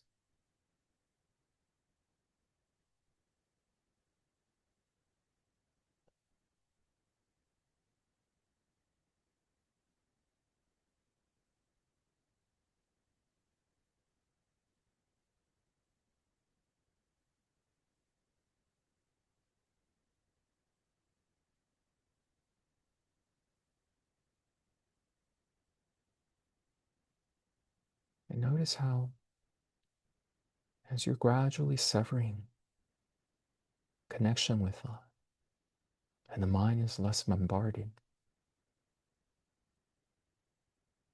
and there is less feverish identification with thought, the peace,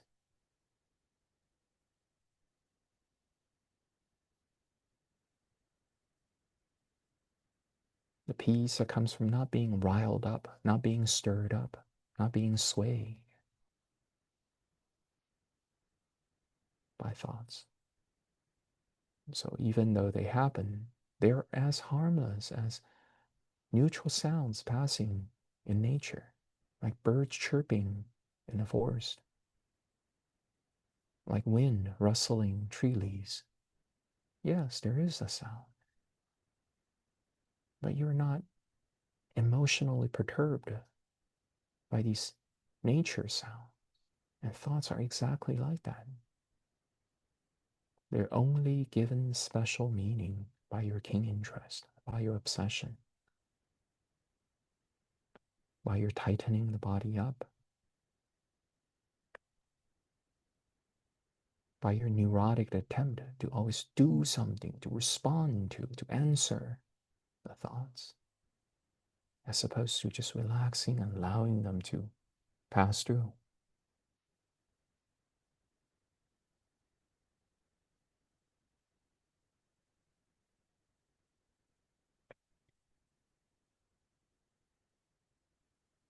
And we are bringing this practice session to an end.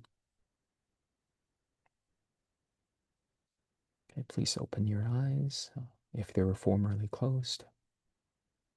Turn your camera back on whenever you're ready.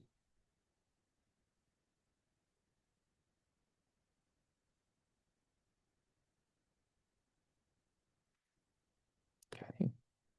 Are there thoughts or questions about this little exercise we did?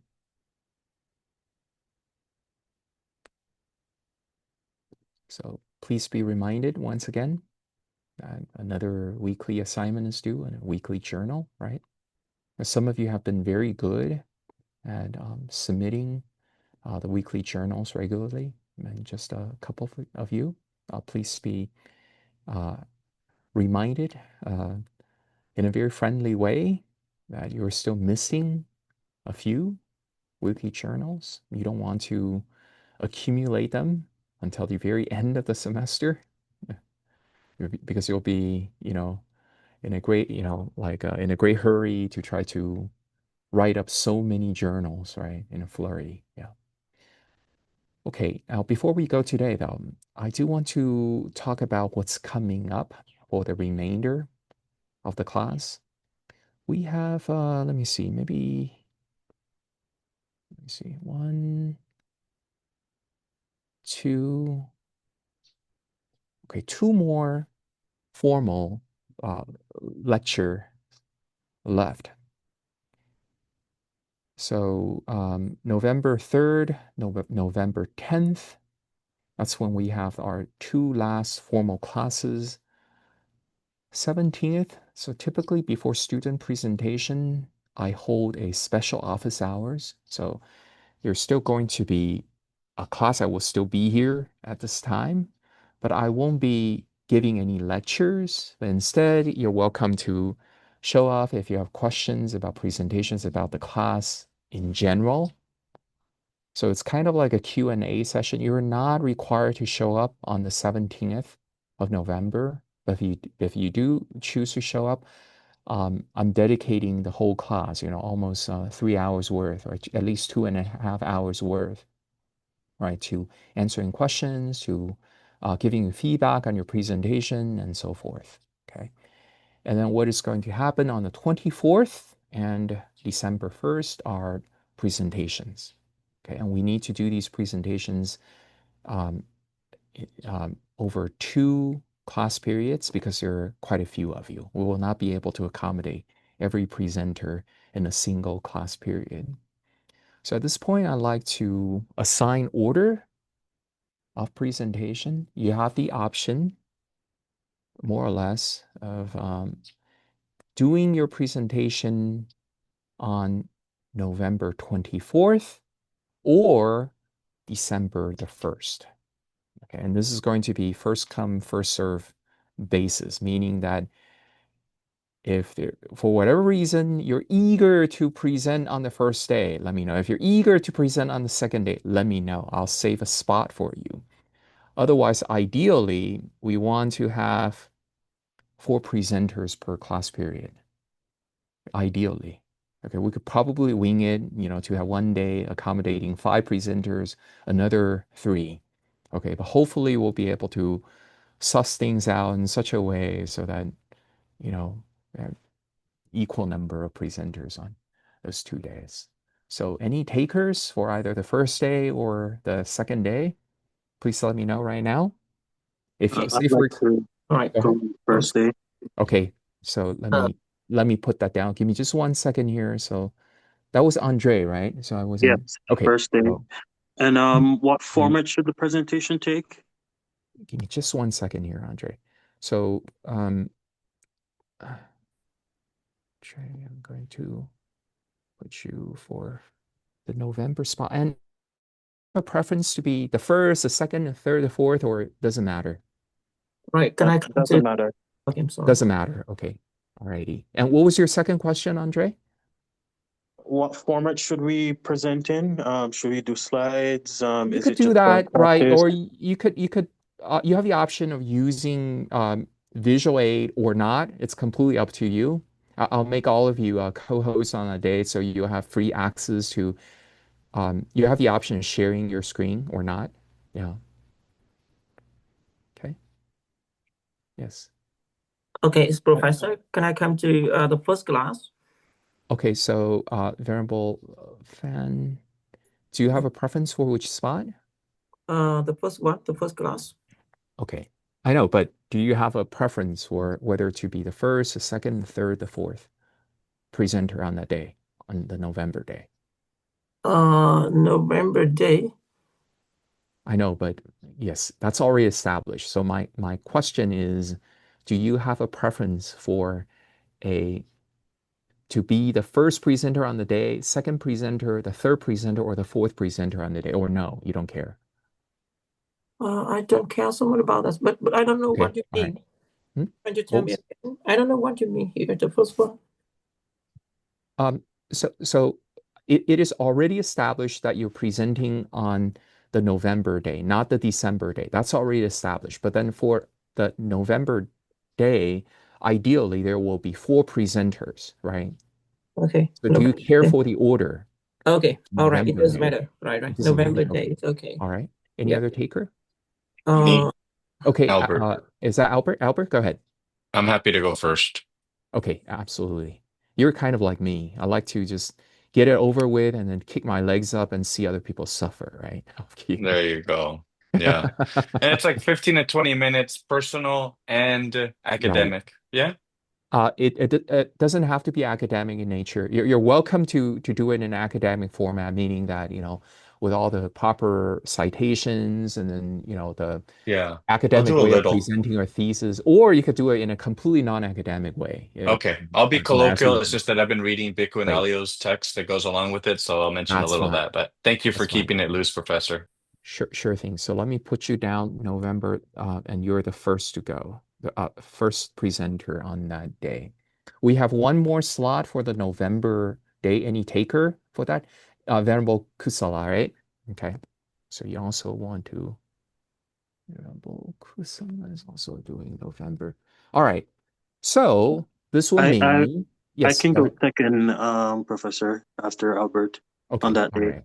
Okay. You have been swayed by my thought, my reasoning process. You also want your legs kicked up and gloat over other people's suffering, I see. So, second. All right.